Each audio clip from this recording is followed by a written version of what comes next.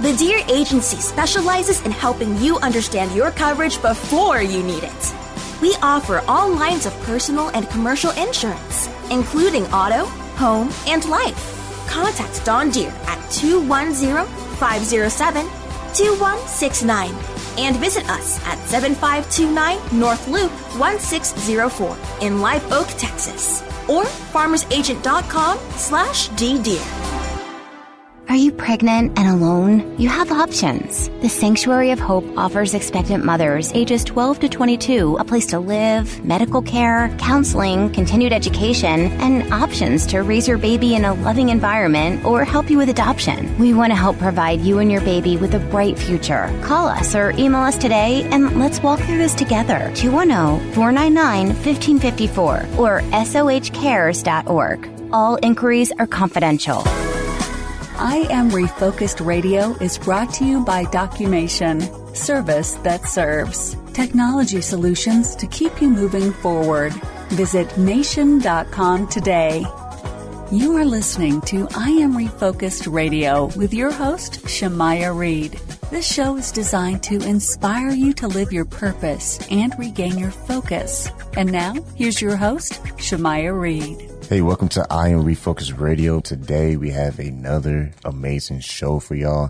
We're going to be talking to a good friend of ours, Mr. Keedren Boston. He's a husband, a father of 4 children, a youth pastor, educator, actor, comedian, and gospel artist. The one and only Keedren Boston. Welcome to the show. How you doing, sir? Man, I'm great. So glad to be here. So glad. Thank you for having me. Yes, sir. So we're going to get into your story, man, your life story. Tell the audience, who is Keedren Boston? First of all, I appreciate you for having me, man. I'm so grateful. I always look forward to talking with you. I admire what y'all are doing with I Am Refocused Radio. I love it, man. I would like to talk about influence because that's really, my influences have pretty much shaped my life and who I am. Where I am today, I'm a man of faith. I love my family. And I love people. When I look back over time and think about my influences, the culture that I was exposed to, for any of us, influence, our culture influences, sometimes even the news, the shows that we watch, the environment that we live in, our friends, family, and between negative and positive influences, those are the things that basically shape our lives. And I spent time in my life before I had that refocus moment. Yeah. I spent time in my life trying to impress people, trying to fit in because of some of the negative influences that I had in my life made me feel like I wasn't enough, made me feel like I always had something to prove. And when I realized that was enough because of the positive influences I've had in my life, they reminded me that I am enough and reminded me what I have to offer, or even, highlighted some of the things that I had to offer so that I can begin to walk in my purpose. My mother helped me because I've seen how God has changed her life from being addicted and an alcoholic. Even my dad, I've seen how God changed their lives in a drastic way that caused me to realize that, first of all, that God is real. Because even though I had a time in my life where I don't even remember it being daytime, when I think about my past, Shemaya, I just remember it being dark. I was always running around at night, always trying to hide under cover because I was basically up to no good. And as far as those influences, those negative influences, I always felt like I had to do something to prove myself. But then I came to a point where I said, you know what? God, I'm tired of this, because once God changed my parents' lives, I still went my own way, but I knew what was right because the seed was planted, and I was able to, I thank God for the grace to say, you know what, I want to change. I need something to happen. I didn't know what to do or how to do it, but I needed God to intervene in that aspect. And then that's when those positive influences, and I started turning to people that really cared about who I was and who showed me that I had what it takes to be something and to walk a purpose. So I'll leave it at that. I want to talk some more with you, man. And by the way, you listen to I Am Refocused Radio. We're talking to Keedren Boston, talking about influence for you when you made that decision to change direction is where I like to put it. Because a lot of times we can find ourselves down the road in life going the wrong direction, and we can just be like, man, that's what we wanted to do. Like our dreams can be our dreams, but sometimes our dreams are not big enough because God has bigger plans and he wants to do bigger things with you. What was that transition like when you made that decision? You know what I used to do, it's not going to work out. Explain that to the audience. How did you make that transition and how was it for you? When I came to that point, when I realized, I remember it was specifically, I remember it clear as day, even though it was nighttime. I was at a show, and I just remember, this was before I was doing gospel music. I was at a show, I was at a club in San Antonio, and we were performing. And I always remember she's my wife now, but, you know, my fiance at the time, she would always tell me that only what you do for God would last. Only what you do for God would last. She didn't tell me to stop doing shows in these clubs and stop doing that crazy music. She said, listen, only what you do for God will last. And that was one of the first triggers that began to change my life. And so after this particular show, we were opening up for this major act. And I just remember feeling like I felt really uncomfortable that night. Even though the show went well, I did great. You know, the whole team, we was on it. But after that show, I still felt empty. I didn't feel fulfilled. And I had to come to myself and say, God, you know, I need something different. I'm tired of this darkness. I'm tired of feeling this way. And at that moment, it almost felt like my life was falling apart because things that were hidden in the dark, the light came on. And when it's a mess in the dark, right, and you can't see the messes in your life, when the lights come on, it looks like chaos. And so God had to clean some things up in my life. So a little bit after that time where I decided I needed to change, it felt like my life was coming apart because things were coming out of the dark into the light so that I can correct those things so that I won't trip up and fall over the same things that kept me hurt and bound. And so that was a part of the process. And when I began to see kind of like, I guess, the error of my ways, it was like, I know I need to stop doing this because these are things that I'm engaging in. I'm the one that's picking up the phone and calling the guy to get the drugs, right? I'm the one that's taking the initiative and accepting shows and whatever else that I was into, it was my choice. And so when the light came on in that aspect, then I knew I had to make a conscious decision on whether or not I was going to stop doing those things if I really wanted to see change. And so I made the decision, but I knew that I couldn't do it by myself. And that's when one of my first positive influences came into my life by the name of a brother, Puntin, Greg Cooks, you know, and he was another artist and God was changing his life at the same time. And he was like, man, I got this song that I think we should do. I would love for you to sing on it. And the song was called Lord Help Me. And it basically was saying, God, I need your help. I can't do this on my own. And it was just those God moments that began to happen in my life because we can't do it by ourselves. I thank God that I didn't have to wait for me to clean up everything myself. God actually made the way for that to happen. And he put people in my life to help along the way. And you listen to Iron Focus Radio, talking to Keedren Boston and his life story. We met in 2011, crazy 9 years ago. And I remember I went to your release party. Bam! Before I even left, you helped me to write the vision to start my little side business. And that was powerful because I remember what you said. You should write it down. So whatever you need, you may not even have it, but you said write it down. And before you knew it, doors were opening, opportunities were opening. And the reason why I said that story is because the same thing was happening with your life when you chose to go the path that was calling you, right? Doors were starting to open for you because you started traveling the world doing ministry. So yes, sir. Paint that picture for the audience. What are some of the things that you were able to start doing as far as traveling overseas? Awesome. Thank you, man. Within those songs that we created, that we were just trying to put things together, put things in perspective for our lives, things that we were going through, experiences. Because, you know, as artists, for the most part, when we create, it's from a personal place, things that we have personally experienced and we expressed. And so from the songs that were created, a guy that I went to high school with 1 year, great friend of mine, we became great friends. He moved to England and he had actually heard some of the music that we were doing. He heard a song that I did. I don't know which one specifically, but he was in the military in England and he reached out to me. And I guess by this time he had already reached out to his church and was like, man, I got these guys that make this encouraging music. I would love to have them over to minister to the youth in the UK. And so he reached out to us in that aspect. And Shmaya, honestly, man, when he first called us, it was like, hey, we want you guys to come over, but you're going to have to take care of everything. And I was like, at that time, we had 2 children. I had just graduated from Texas A&M University. And, man, I'm trying to make it. I'm like, man, I don't have the money to go to England. You know what I'm saying? I got to get my passport. I got to get all of this stuff. Right. You know? And in my mind, I was making all these excuses. You know, it was the same for me and Puntin. We had a conversation. We hung up. And in my heart, I was feeling like, you know what?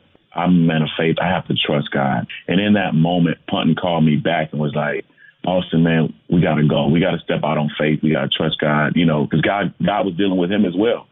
And so we made the step to say, you know what? Okay, God, if this is what you are calling us to do, we're going to trust you and we're going to take the first step. And so long story short, we got our passports and we made our way to England in 2009 for our first international trip. We were over there for about 2 weeks, going into the community, spreading the gospel, doing things that had never been done in some of those cities, like Cirencester and Swindon, which are smaller townships, beautiful towns, but we were able to do things that had never been done, bringing the youth together, they hadn't even heard of the rap that they did hear about was, you know, secular, and they didn't really accept it until they actually heard what we were doing. And so we kind of made some headway and blazed some trails in that aspect. And that was just the first of actually, I think I've been overseas 6 times, 3 times in England, and then 3 times in New Zealand, which was a result of connections and building relationships in England. And so it's been amazing, man. If you think about it, you went from clubs in the U.S. to internationally known. Wow. Yeah, man. Because that ties back to the statement I said earlier about, you know, sometimes our dreams can seem legit, but God sometimes interrupts them and says, you know, I got something that's even bigger for you, because you had the opportunity to see different cultures. We're talking about outside the United States, so you were able to be exposed to different cultures. How was that like from your first time being exposed internationally? What was it like adapting to different cultures and connecting with people? Wow. Great question, man. First, I had to get used to the time because that time shift, you know, the UK, they're 6 hours ahead of us. So right now, you know, it's 4 o'clock in the afternoon. And so once we first went over there, I had to adjust to the time. But even just the trip, you know, taking, you know, flight and going through customs, that was a shock because, you know, I studied horticulture and entomology and, you know, plants and bugs in college. And I was familiar with the EPA, like the Environmental Protection Agency. So I knew that there were things that you could bring into a country or things that you couldn't based on what it was, whether it's food or plants and things like that. But actually walking through that and being checked and having to fill out these forms to show what we have and what we're bringing, if we were stepping on, have we been on a farm and all these kind of things that I'm like, wow, like it's really an intricate system. And so between customs, the time change, and then the culture, as you said, man, it was beautiful at the same time as eye-opening because it really broadened my perspective on the world and what's really out there. You know, I always say, I think from my experience going overseas, I came up with this thought, and I always say it, I say it a lot, and it says, don't let what surrounds you bound you. Don't let what you see cause you to think that that's all you can be or that's all there is to be, right? Because a lot of times when we grow up in our neighborhoods, whether it's, you know, on the well-to-do side or maybe in a place where it might not be, you might not have the resources, or it might be in the hood. Let me be real. Oh, yeah. Sometimes we can go outside and see what it looks like and think that that's what my life will be. I'm going to be that drug dealer on the corner, right? For some aspects. And then others, it might not necessarily be drug dealing. It might just be, hey, I'm only limited to working at these places because that's what I've always seen. And that's not the case. Like, there's more to life. We all have a purpose. And so that was eye-opening for me. The food, I love seafood, so fish and chips, which is, the chips, they refer to it as basically our French fries. Mm-hmm. We went to KFC and I was like, yeah, I want, 3-piece with a biscuit. And they looking at me like, okay, So they gave me 3-piece and a biscuit, but the biscuit was actually a chocolate chip cookie. That's funny. So they call, cookies biscuits over there. And so I had to get used to that. But it was a beautiful experience, man. So I'll say that I'll absolutely love it. It's funny how you said the biscuit and the cookie, because it's so interesting how different cultures, right? We can misunderstand each other so easily. So easily. So true. And that's fitting, because with what's going on in today's world, we already know when you see that opportunity to connect with people at their level, right? That's a powerful thing, because at the end of the day, human, right? We are human, and we want good things. Most of us do. Most of us do. Most of us want to eat, sleep, have a good paying job, and provide for our families. And when we can set aside differences, right, that allows open doors for you to make that connection for you and your ministry. I mean, once again, you went from local to international. But yes, sir. What it's like when your territory is being expanded, and when I say territory, I'm just saying your platform to inspire people, right? To connect them to God, right? Your faith. Yes, sir. Because that's the purpose. Yes, sir. That comes with responsibility now. So now you have to be able to talk in different ways to connect to different people. Touch on that for the audience. That's so good. As you said, people think differently when you change locations, when perspectives, when you have a different, how you say it, viewpoint or vantage point. And so, man, really, it boils down to love, man. Showing love to people. I think that's what really allowed me to have the open door to engage whenever I would see people overseas. Because we absolutely know, only people we knew were the people that were hosting us. Right. Everybody else that we engaged, of course, were complete strangers from a completely different culture. But love, the Bible says, love and kindness have I drawn thee. Showing people love and being kind has always made the way. And I think that's what made the difference. And so, yeah, I'll say that, because I want to make sure that I stick with what you were saying. So ask the question again, because I just started thinking about love, this whole thing. Can you ask me that question one more time? Oh, you answered pretty good. I was saying, when you are expanding and your territory is growing, to have the opportunity to use your platform that God gave you to inspire people, to bring them closer to Him, you now have that responsibility to adapt in how you communicate with people.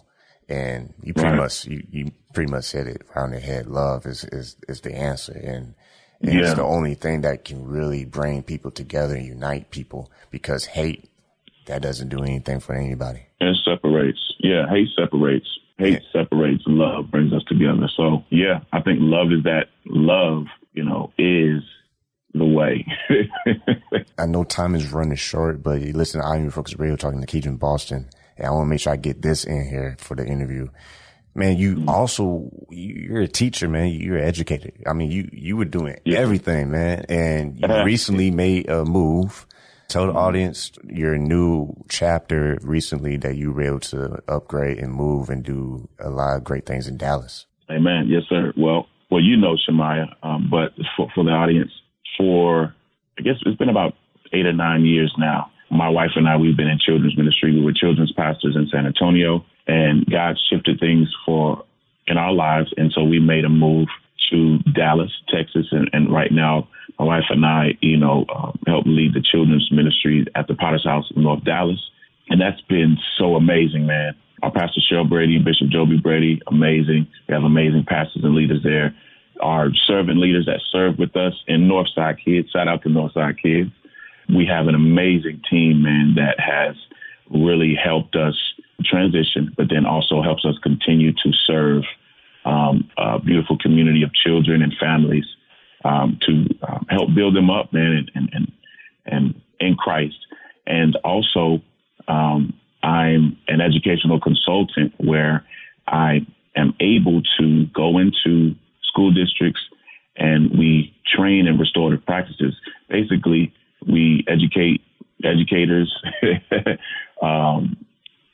on building relationships with their students. We have a platform to do that, where we, train them to spend time intentionally, because a lot of teachers are already doing that. For all my teachers out there, thank you so much for what you're doing, especially in this time where things have to shift. But just giving teachers more tools to do what they already love to do, and that's to build relationships and to really help nurture a place in schools where students can feel like they belong so they can really learn. And so being a part of that has been a blessing, and we've incorporated that into children's ministry within our small groups. We do this thing, we call it Northside Circle, where we spend time getting to know the students. The students are getting to know each other, and the students are getting to know our small group leaders and servant leaders across the board in student ministry. So from kinder all the way up to high school, we're building relationships in church, because that's important. Relationships are currency, right? And that's why I thank God for, you and I, like our relationship, man. Like, I admire you. I thank God for your heart, your creativity, you are a go-getter, but also I know you understand how important it is to foster relationships, man. And that's what it's about in life. Relationships are currency. Because I've been in places, and I just want to share this real quick.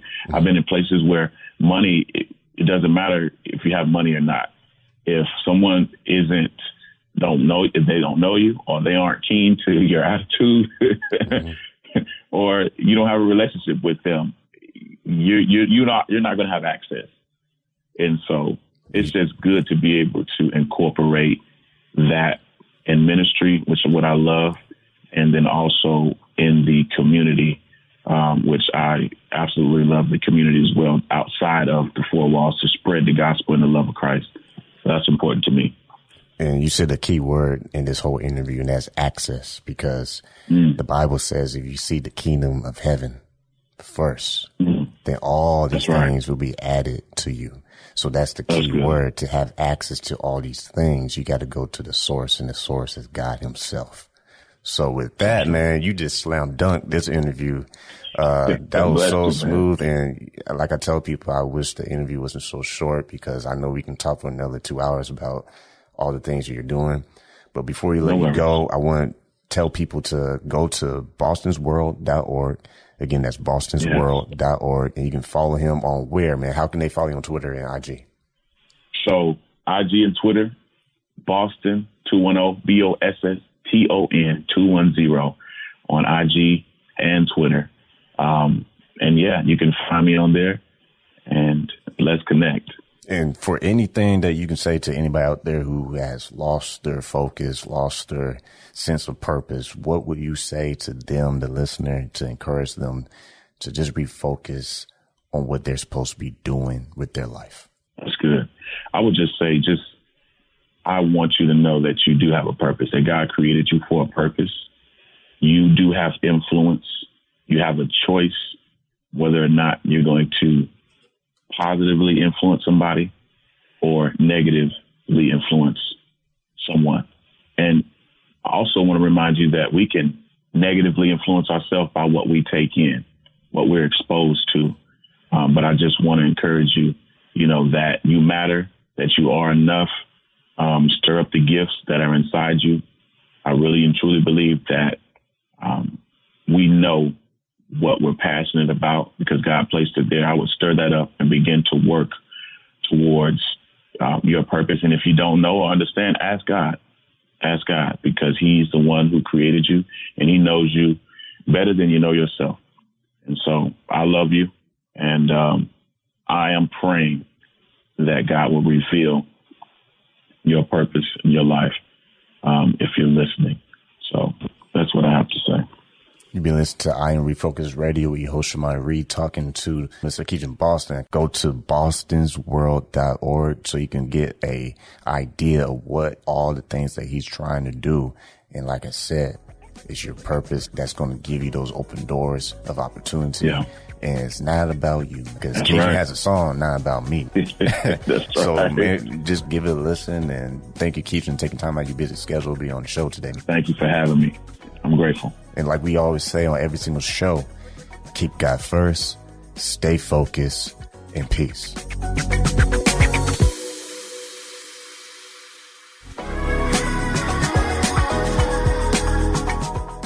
Thanks for listening to I Am Refocused Radio, brought to you by Documation. Documation is a full-service technology solutions company that provides IT, print, and software managed services. Headquartered in San Antonio, Documation has been serving customers across Texas for nearly 30 years. Visit Mation.com today. Hi, San Antonio. Need a barber? Visit our good friend Rico Rodriguez, the owner of Rockefeller's Barbershop in San Antonio, Texas, 1733 Babcock Road, and book your appointment today by calling 210-782-5188.